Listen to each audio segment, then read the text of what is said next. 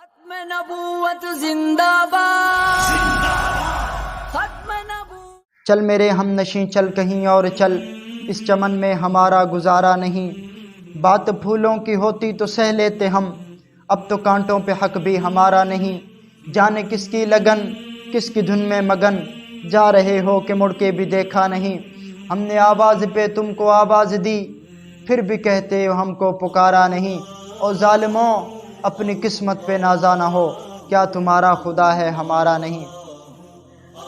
عزیز سامعین و ناظرین، ابھی گزشتہ رات 25 کی رات تھی، 24واں روزہ تھا۔ یہ خبر پہنچی کہ جمعیت علماء اسلام کے سینئر رہنما، وفاقی مذہبی امور حضرت مولانا مفتی عبدالشکور صاحب نور اللہ مرقدہ رحمۃ اللہ رحمۃ واسعہ سق اللہ سراہ وجعل جنت مثوا، ان کو کار کا حادثہ پیش آیا ہے۔ سخت زخمی ہونے کے ساتھ ان کو ہسپتال منتقل کیا گیا اور پھر وہ وہیں پہ دم توڑ گئے۔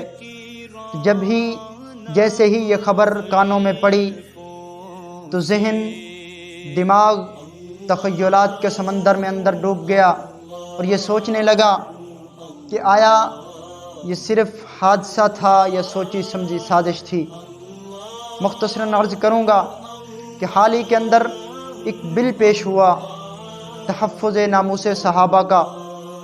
اس بل کے اندر گستاخان صحابہ کو، دشمنان صحابہ کو، جو صحابہ کو سب و شتم کرے، اس کی سزا 10 سال ناقابل ضمانت منظور ہوئی تھی، اور اس سے قبل یہ سزا 3 سال قابل ضمانت تھی، لیکن ابھی اللہ کے فضل و کرم سے یہ بل منظور ہوا، اور اب اس بل نے آنا تھا سینٹ کے اندر۔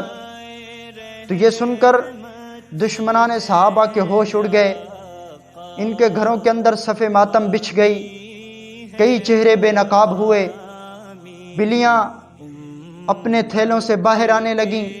انہوں نے اپنے جلسوں کے اندر، جلوسوں کے اندر، کانفرنسوں کے اندر اس بل کی بھرپور مذمت کی اور شور کیا، واویلا کیا، اور اب اس بل نے جو پیش ہونا تھا سینٹ کے اندر، تمام سینیٹر حضرات نے اس بل پر سائن کرنے تھے، دستخط کرنے تھے، اس کے بعد صدر صاحب کے سائن ہوتے اور اس کے بعد یہ بل لاگو ہو جاتا۔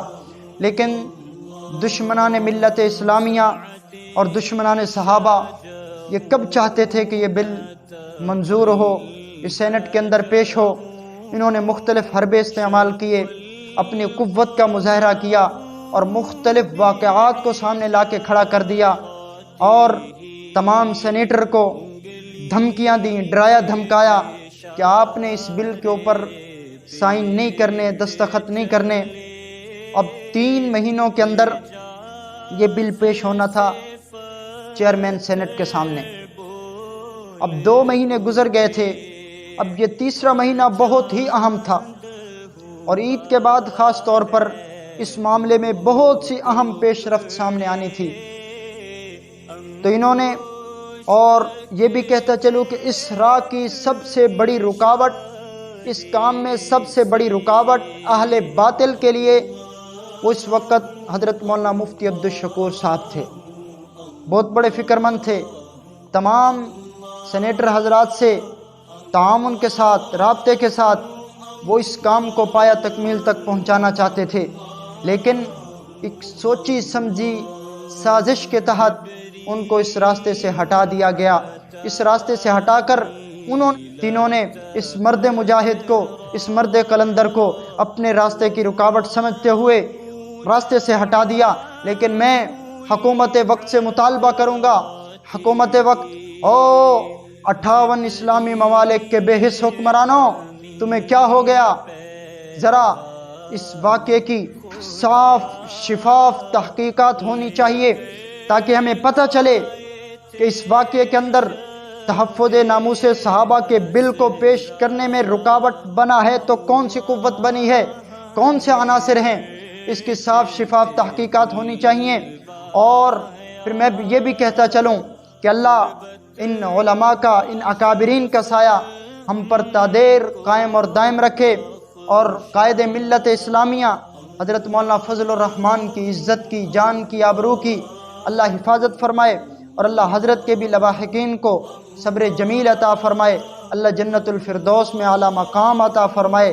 اور یہ صحابہ کرتے، صحابہ کا دیوانہ، صحابہ کا پروانہ، صحابہ کا مستانہ، صحابہ کا نام لیتے لیتے، صحابہ کے نقش قدم پر چلتے ہوئے صحابہ کرام کے قدموں میں جا پہنچا، اور دنیا کو یہ پیغام دے کے گیا کہ کلیوں کو مسینے کا لہو دے کے چلا ہوں، صدیوں مجھے گلشن کی فضا یاد کرے گی۔ وما علینا۔